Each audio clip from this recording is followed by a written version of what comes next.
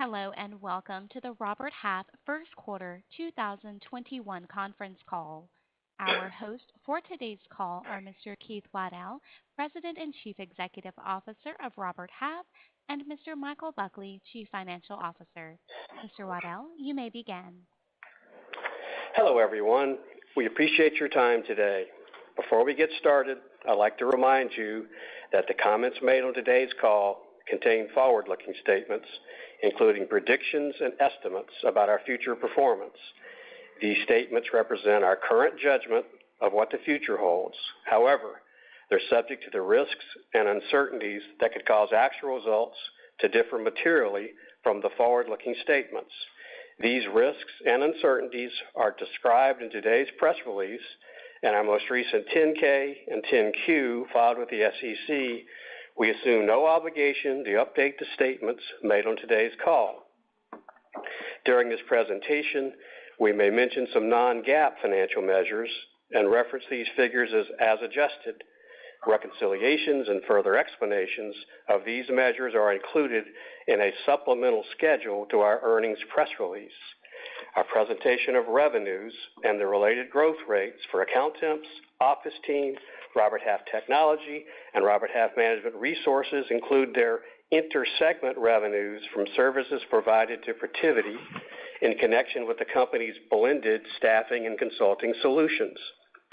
This is how we measure and manage these divisions internally. The combined amount of divisional inter-segment revenues with Protiviti is also separately disclosed. The supplemental schedules just mentioned also include a revenue schedule showing this information for 2018 through 2021. For your convenience, our prepared remarks for today's call are available in the Investor Center of our website, roberthalf.com. We're extremely pleased that our first quarter results exceeded the high end of our guidance and reflect a broad-based recovery that's well underway. Protiviti's revenues grew 35% year-on-year, reflecting continuing momentum across its wide array of service offerings, including very strong managed solutions with staffing. This is Protiviti's 14th consecutive quarter of year-on-year revenue gains. Our staffing operations significantly outperformed their historical sequential trends, led by small and medium-sized businesses and permanent placement, which grew 22% sequentially. I continue to be impressed with the adaptability of our teams in navigating the new hybrid and remote work models with our clients and candidates, helping them grow and find meaningful work. Company-wide revenues were $1.398 billion in the first quarter of 2021, down 7% from last year's first quarter on a reported basis, and down 8% on an as-adjusted basis. Net income per share in the first quarter was 98 cents, increasing 24% compared to 79 cents in the first quarter a year ago. Cash flow from operations during the quarter was $68 million. In March, we distributed a 38-cent per share cash dividend to our shareholders of record for a total cash outlay of $44 million. We also acquired approximately 797,000 Robert Half shares during the quarter for $61 million. We have 9.2 million shares available for repurchase under our board-approved stock repurchase plan. Our return on invested capital for the company was 37% in the first quarter. Now I'll turn the call over to our CFO, Mike Buckley. Thank you, Keith, and hello, everyone. Let's start with revenues. As Keith noted, global revenues were $1.398 billion in the first quarter. On an as-adjusted basis, first quarter staffing revenues were down 18% year over year. U.S. staffing revenues were $759 million, down 19% from the prior year. Non-U.S. staffing revenues were $242 million, down 15% year over year on an as-adjusted basis. We have 322 staffing locations worldwide, including 86 locations in 17 countries outside the United States.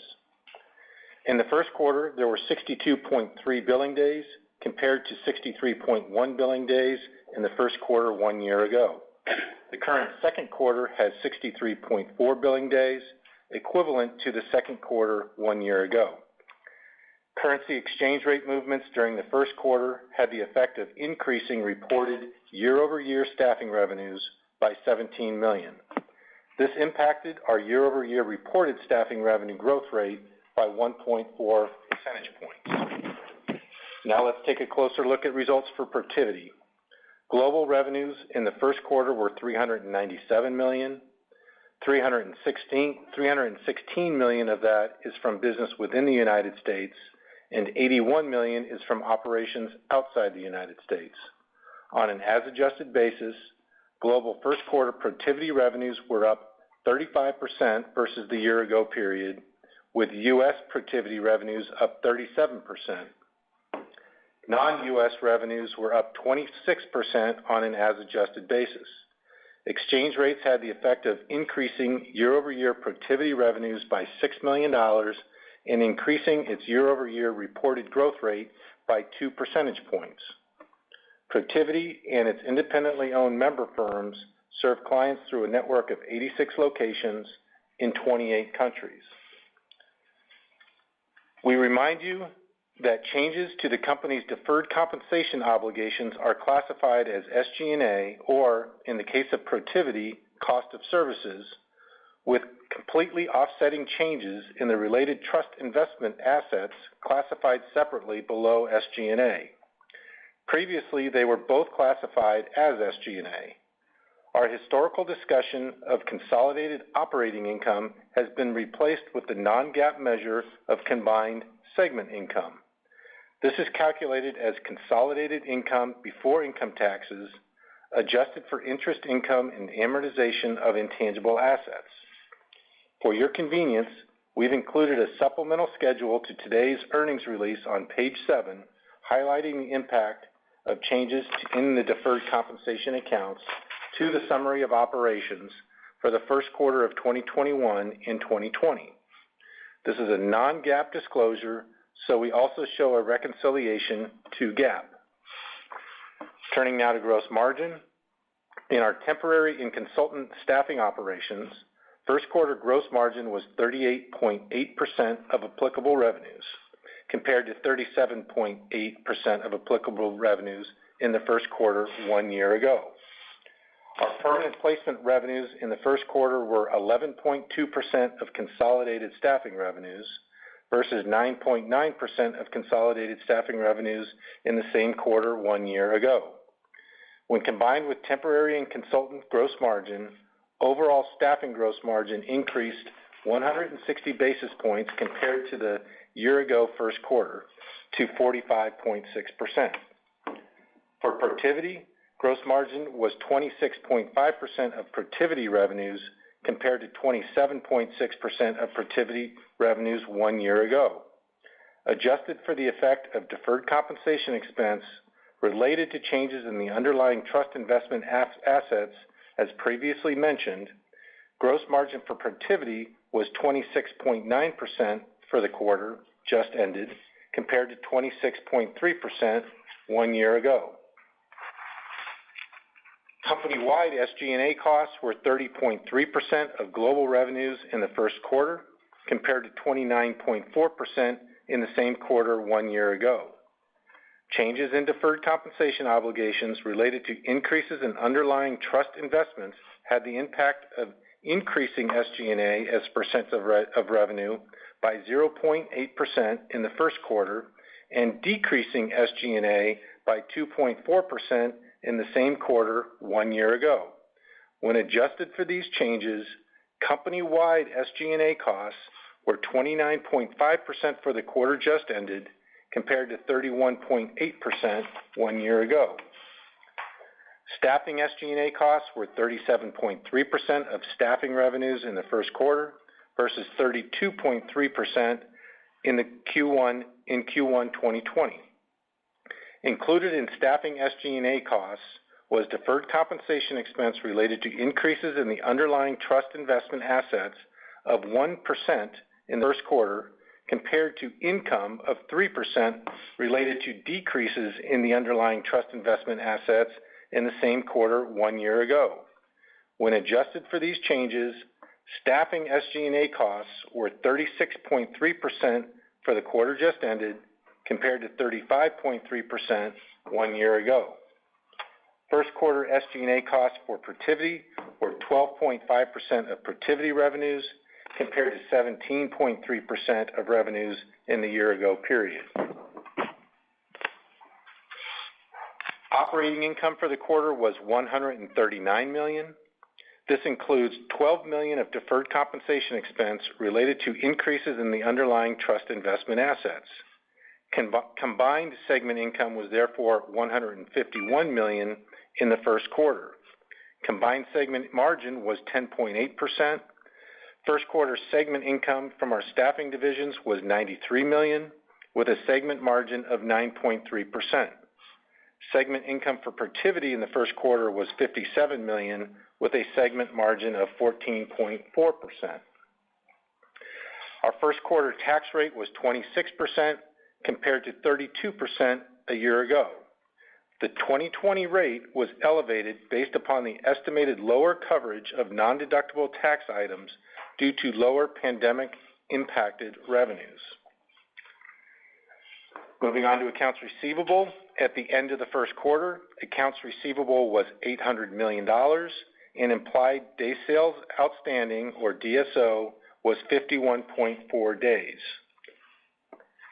Before we move to second quarter guidance, let's review some of the monthly revenue trends we saw in the first quarter and so far in April, all adjusted for currency and billing days. Our temporary and consultant staffing divisions exited the first quarter with March revenues down 12.5% versus the prior year, compared to an 18.9% decrease for the full quarter. Revenues for the first 2 weeks of April were up 9% compared to the same period 1 year ago. Permanent placement revenues in March were up 24.2% versus March of 2020. This compares to an 8.1% decrease for the full quarter. For the first 3 weeks of April, permanent placement revenues were up 154% compared to the same period in 2020. We provide this information so that you have insight into some of the trends we've seen during the first quarter and into April. But as you know, these are very brief time periods, and we caution against reading too much into them. With that in mind, we offer the following second quarter guidance. Revenues, $1.435 billion to $1.515 billion. Income per share, $1 to $1.10. The midpoint of our guidance implies a year-over-year revenue increase of 31% on an as-adjusted basis, including Protiviti. Midpoint EPS of $1.05 would represent an all-time high for the company. The major financial assumptions underlying the midpoint of these estimates are as follows. Revenue growth on a year-over-year basis, staffing up 23 to 26%, Protiviti up 47 to 49%, overall up 30 to 32%. On the gross margin percentages, temporary and consultant staffing 38 to 39%, Protiviti 27 to 29%, and overall 40 to 41%. SG&A as percent of revenues, excluding deferred compensation investment impacts, staffing 35 to 37%, Protiviti 12 to 14%, overall 29 to 30%. And segment income, staffing 9 to 10%, Protiviti 14 to 15%, and overall 10 to 11%. Full year capital expenditures and capitalized cloud computing costs, $85 to $95 million, with $15 to $20 million in the second quarter. Our tax rate, 26 to 27%, and shares at 112 million. We limit our guidance to 1 quarter. All estimates we provide on this call are subject to the risks mentioned in today's press release and in our SEC filings. Now I'll turn the call back over to Keith. Thank you, Mike. Our staffing results accelerated during the quarter, indicating a faster early cycle pace of recovery than we've experienced in the past. This was very broad-based and seen across geographies, lines of business, client size, and skill levels. As I mentioned earlier, small and medium-sized businesses led the way after being more negatively impacted during the peak of the pandemic. The NFIB recently reported that 42% of small businesses had job openings they could not fill, which was a record level. This bodes well for us. Our investments in advanced AI technologies have allowed us to adapt quickly to a new marketplace where remote and hybrid work has become commonplace. Together with our people, these technologies enable us to find solutions to meet the critical talent and consulting needs of our clients across broader resource pools. Protiviti continues to thrive with multi-year double-digit growth and a pipeline that is highly diversified across both solution offerings and client segments. Our blended solutions, complementing Protiviti's offerings with contract talent, allows us to be extremely nimble and cost-effective in response to client needs, and we expect this offering to be an increasing part of our business going forward. We're excited about our current momentum and our prospects for the balance of 2021 and beyond, buoyed by the strength of our brands, our people, our technology, and our professional business model. We'd also like to thank our employees for making possible 2 recognition awards we've received just in the last few days. These are Fortune's 100 Best Companies to Work For in 2021 and Forbes' Best Employers for Diversity 2021. Now, Mike and I'd be happy to answer your questions. Please ask just one question and a single follow-up as needed. If there's time, we'll come back to you for additional questions. At this time, if you would like to ask a question, press star 1 on your telephone. To withdraw your question, press the pound key.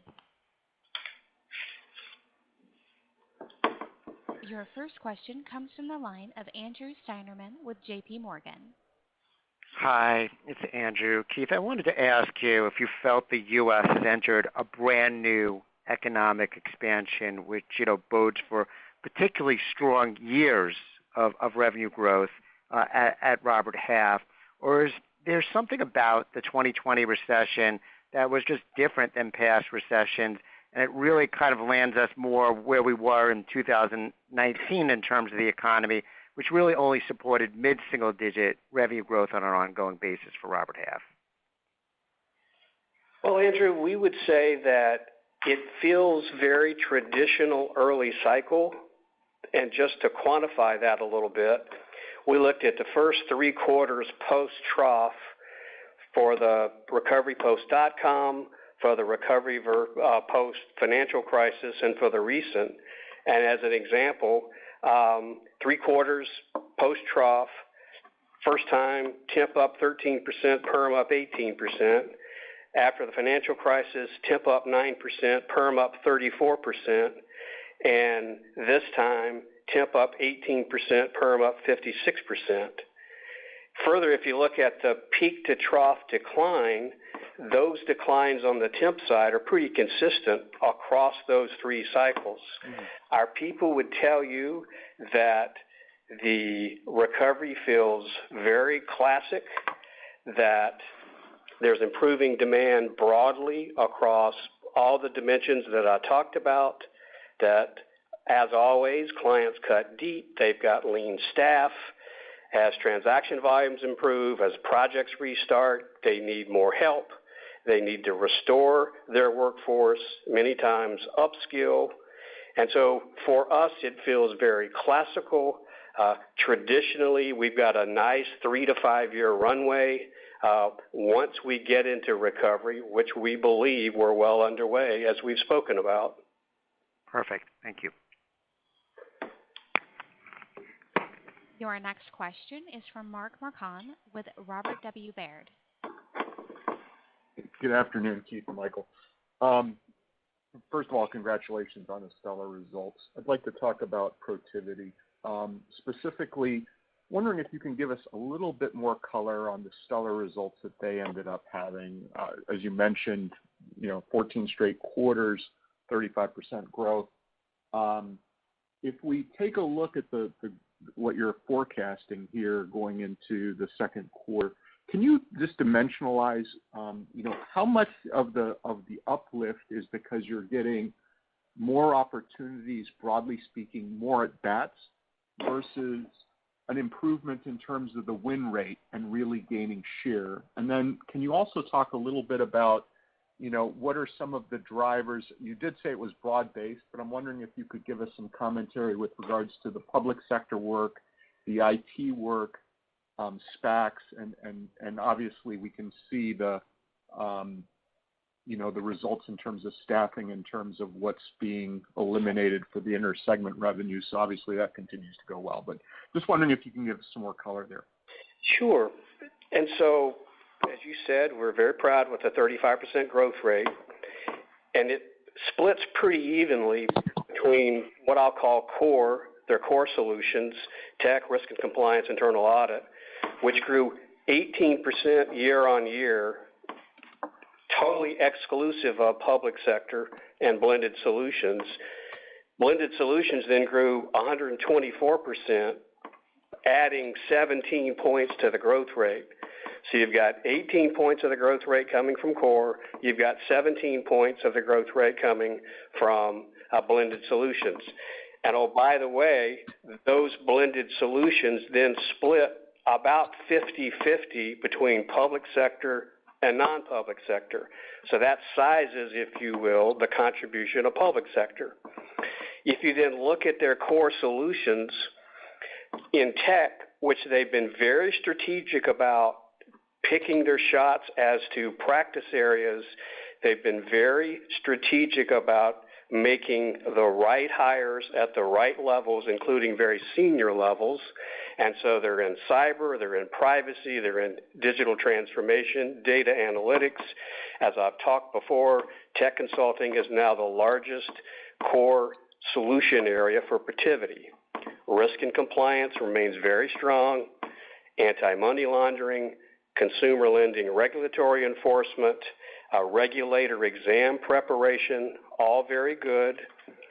Internal audit, as you spoke about, clearly benefiting from IPOs and SPACs. Further, they've got clients reinstating their internal audit budgets that have been cut last year during the pandemic, which also lead to our very aggressive, conservatively aggressive, we would call, for Q2 with the budget for the guidance.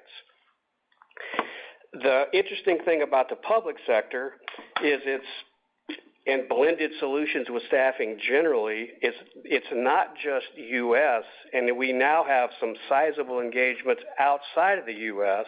which are contributing. So we're very pleased with that. As we've talked before, those public sector engagements are around unemployment, housing assistance. A new and large opportunity we're seeing is in the education space. There's a lot of funding going to K through 12 and higher level, college level institutions that are going to get a lot of funding, that are going to need help distributing and accounting for those funds. We've been pleased about the renewals that we've gotten where we already are, and we're organizing or mobilizing as we speak to take advantage of this education opportunity.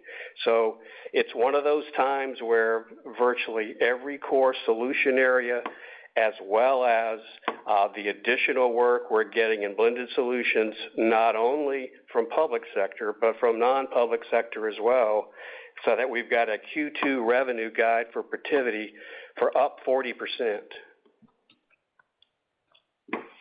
That's great. Thank you for the color. Just to be 100% clear, I mean, it sounds like you're obviously getting all sorts of different opportunities.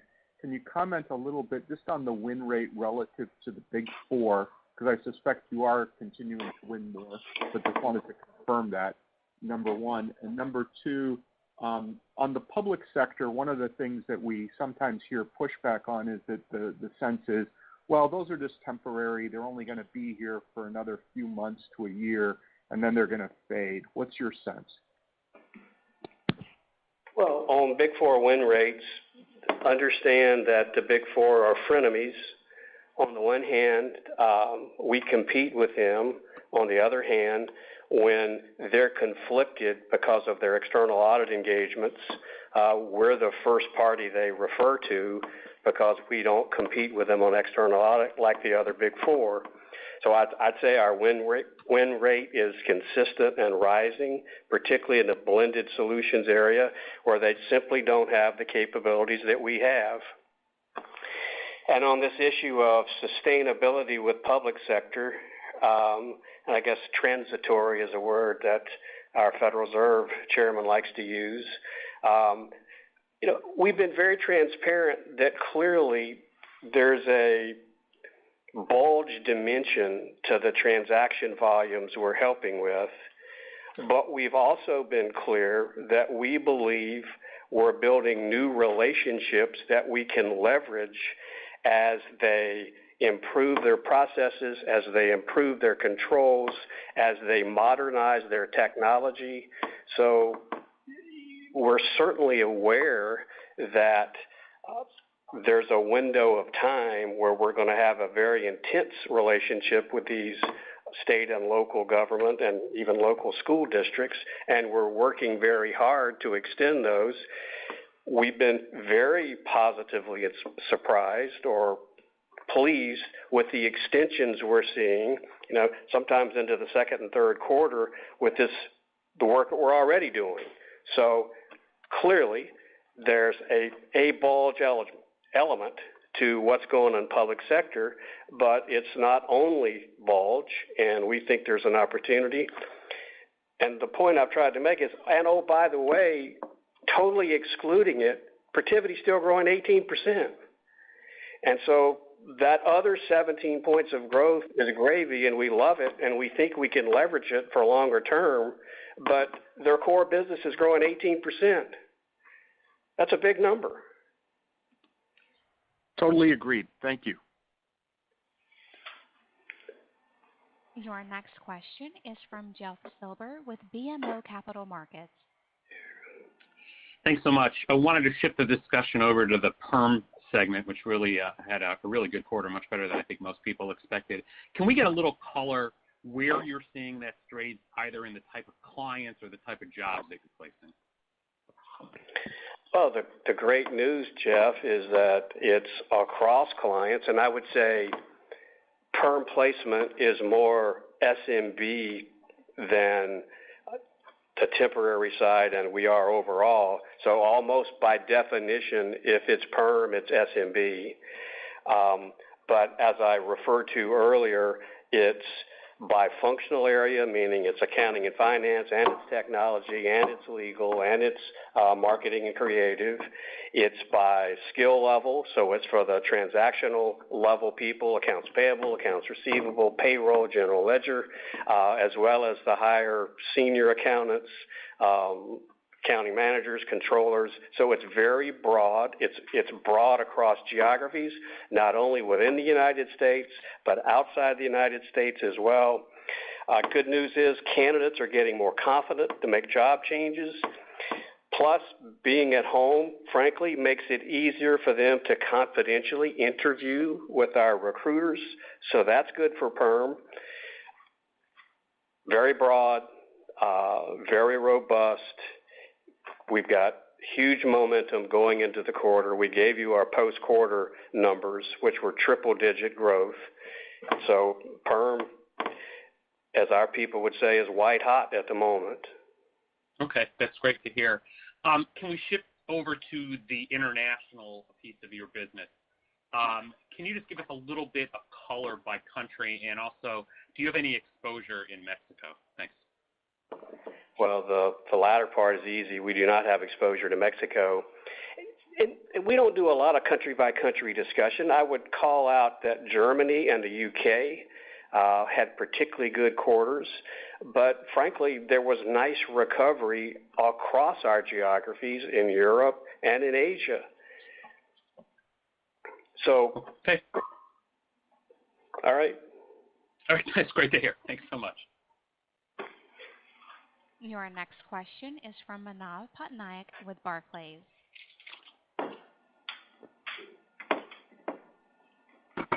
The pace of the early cycle recovery has been fastest than you've ever seen. But I guess I was just curious if you could compare it a bit to 2019 levels. I guess what I'm trying to get an idea of is how much more is just left in terms of just pure catching up to pre-pandemic before we start thinking about what the future growth looks like.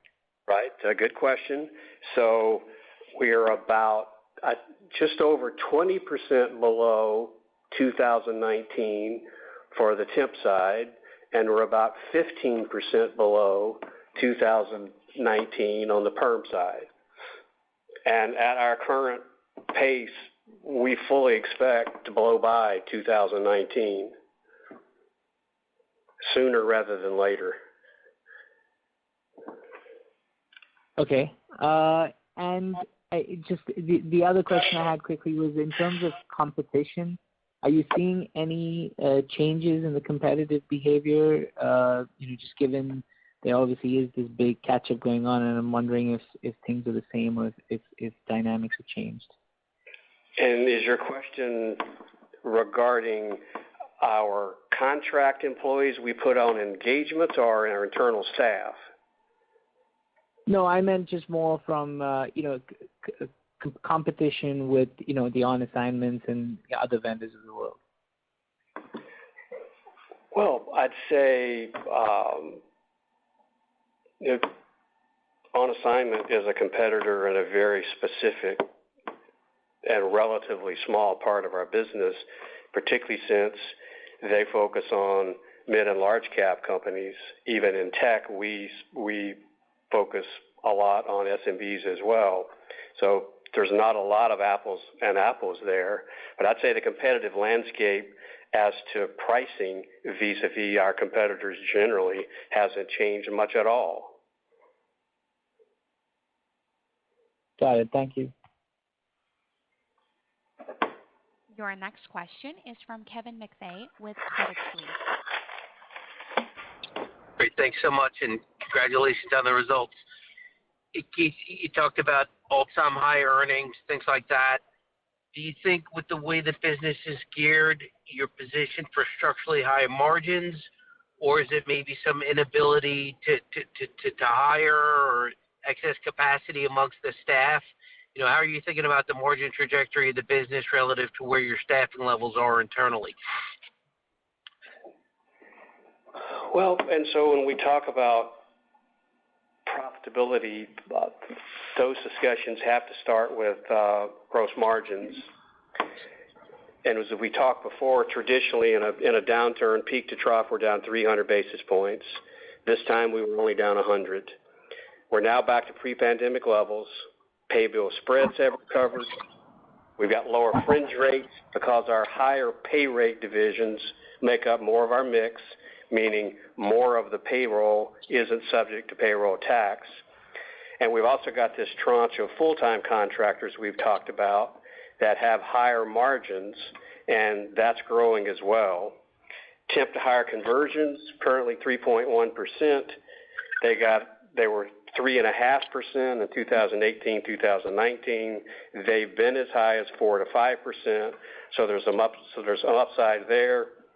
We would caution in the short term, like for Q2, Q3, we are projecting some sequential reduction in temp gross margin, up to 40 basis points, because we've got to pay our temporary or contract staff for time off to get their vaccine and time off to recover from that if needed.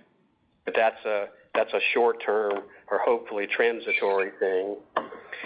On the SG&A front, from a headcount level, given we're still below even 2019, as I just said, we still think we've got capacity with existing staff, which on average is more tenured than it's been in the past. That said, particularly on permanent placement, because of its very rapid growth rates, we're going to begin to slowly add to internal staff there as well.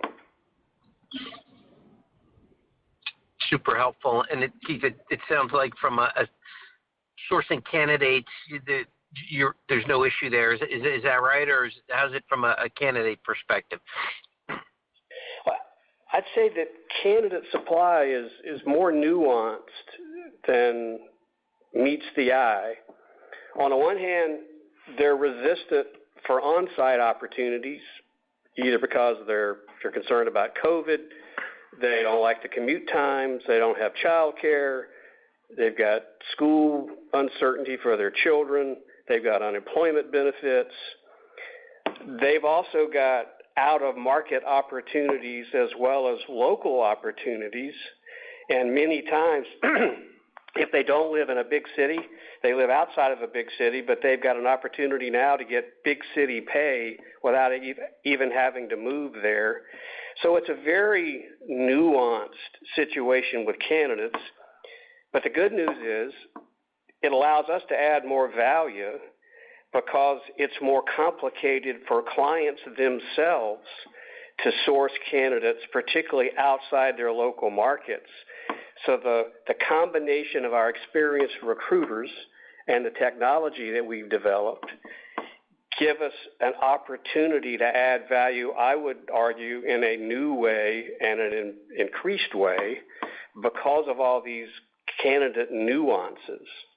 I think clients are understanding as they try, as they always do to some degree, add people on their own. It's a different world. It's a more complicated world.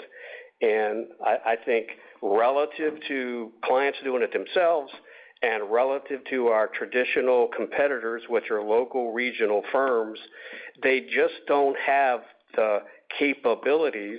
They don't have the recruiter relationships, particularly out of market, such that if anything, our competitive positioning is better than ever.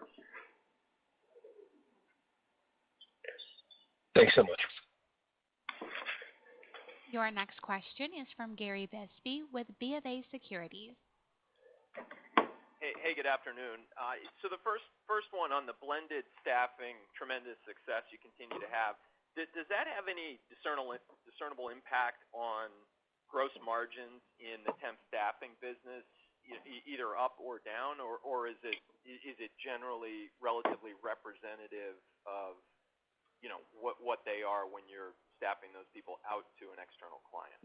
Well, so first of all, the staffing temp gross margins we report are not impacted at all by that because it's been pushed over to Protiviti. If you're asking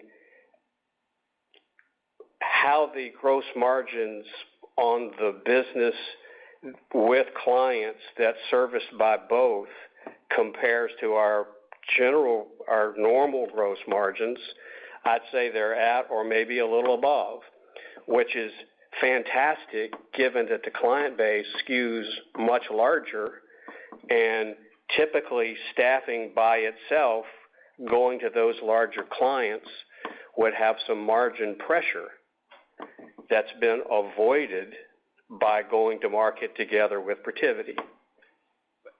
But so is it safe to then say, hey, temp gross margins 10 points roughly above Protiviti, so the revenue growth there is helping Protiviti margins, because of that delta, or is that the way you price it?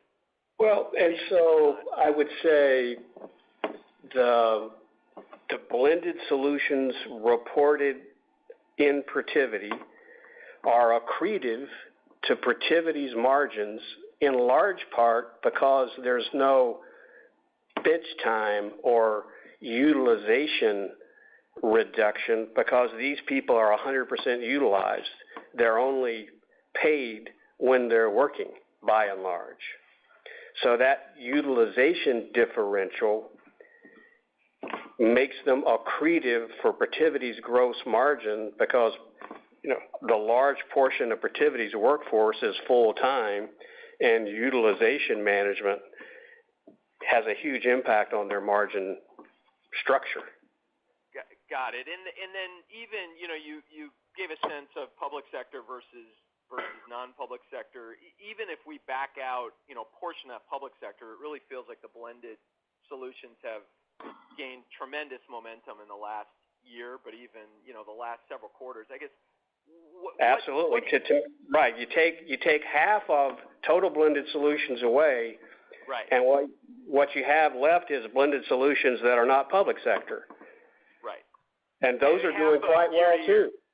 Half of year-to-year growth, I think. So, so it's $30 million, or similar to what you said the last few quarters.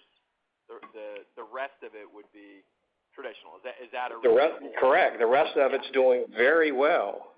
And why has the momentum picked up? Is it just you're selling it more aggressively, or the clients are responding? And just trying to think about the durability of the drivers of that momentum. Thank you. Well, I'd say we're selling it more aggressively. We're consciously adding to developers that focus on selling just that service. We're adding to subject matter expertise on the Protiviti side that manages those projects. And so with the success we've had, success begets success. As I said earlier, it's now gone international, which is really great. It's not just a U.S. thing. We've got some wonderful wins outside of the U.S. So globally, people on the staffing side and the Protiviti side, they just see that it works. And they also see that nobody else has it. Right. Okay. That sounds great. Thank you. Your next question is from Tobey Sommer with Truist Securities. Thank you.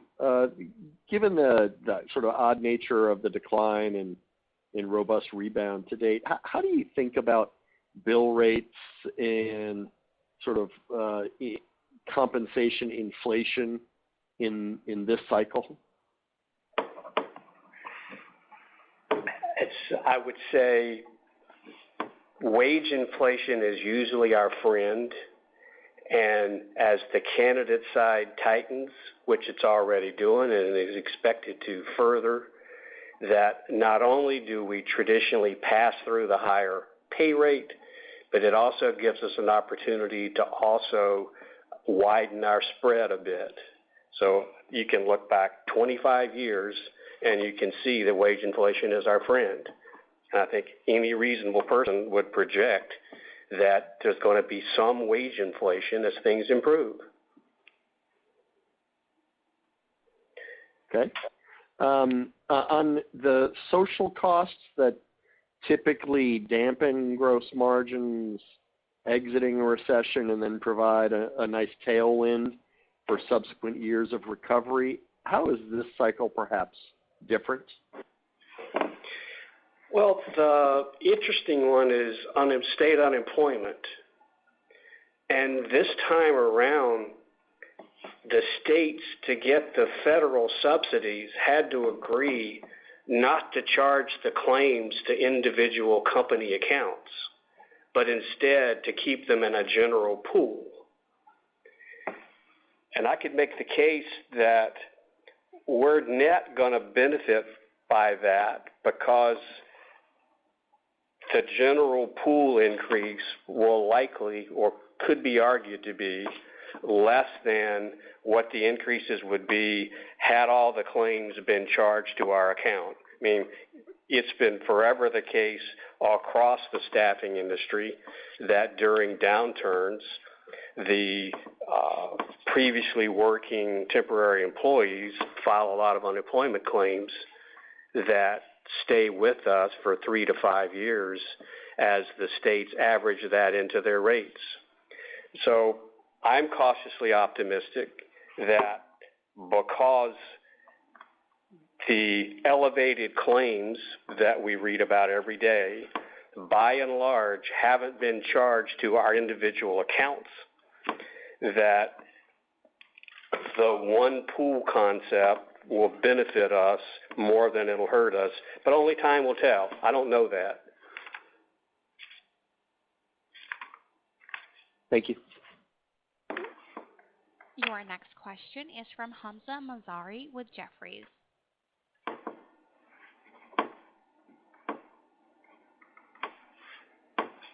So over the past few calls, there's been questions about just your capacity, and you mentioned it a little bit earlier on in the call about having capacity remaining in the business. I guess just maybe ask it slightly differently.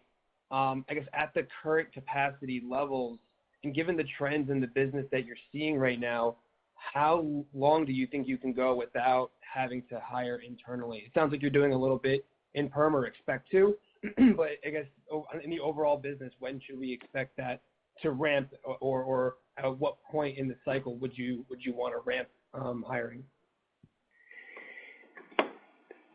Well, clearly, on the temp side, we think we've got a couple of quarters anyway that will be just fine with existing staff. And understand that there's a productivity benefit to us with internal remote work because we no longer have to staff every single office for peak demand, but instead one office can be assisted by a neighboring office or a distant office remotely when they have peak demands.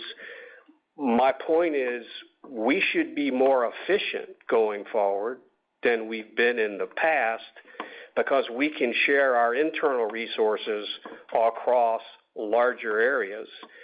So it's not just a matter of because we are recovering, given prior productivity levels, we need X number of staff. As I've also talked about, the average tenure of our existing staff is much longer than normal, which also impacts our need to hire. So long story short, as you referenced, we're beginning to hire in perm, probably a couple of quarters from starting in temp.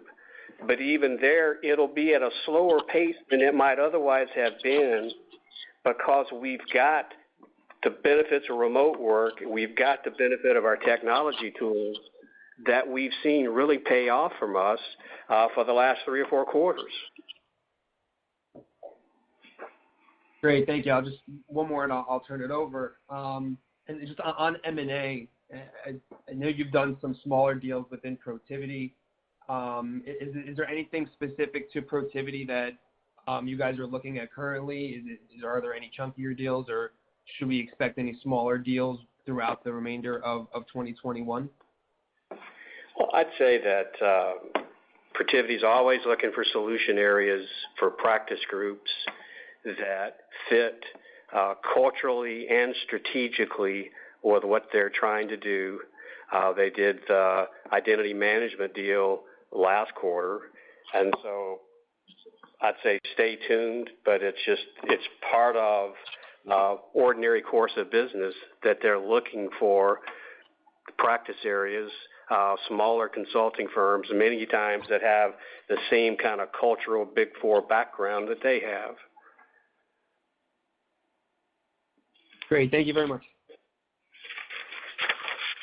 Your next question is from George Tong with Goldman Sachs. Hi, thanks. Good afternoon. You mentioned that public sector work lifted Protiviti growth by 17% in the quarter. How much did it benefit temp staffing growth by? Virtually zero, and it's an very important point, and I'm glad you asked the question. The public sector work, while it starts in the lines of business on staffing, it gets eliminated. So that intersegment elimination line you see eliminates all of that work. So the growth rates for temp staffing are not impacted by the public sector work. It's ex-public sector. The public sector is over on the Protiviti side, and as I just mentioned, it's about half of their growth rate, but half of 35 is still a really big number.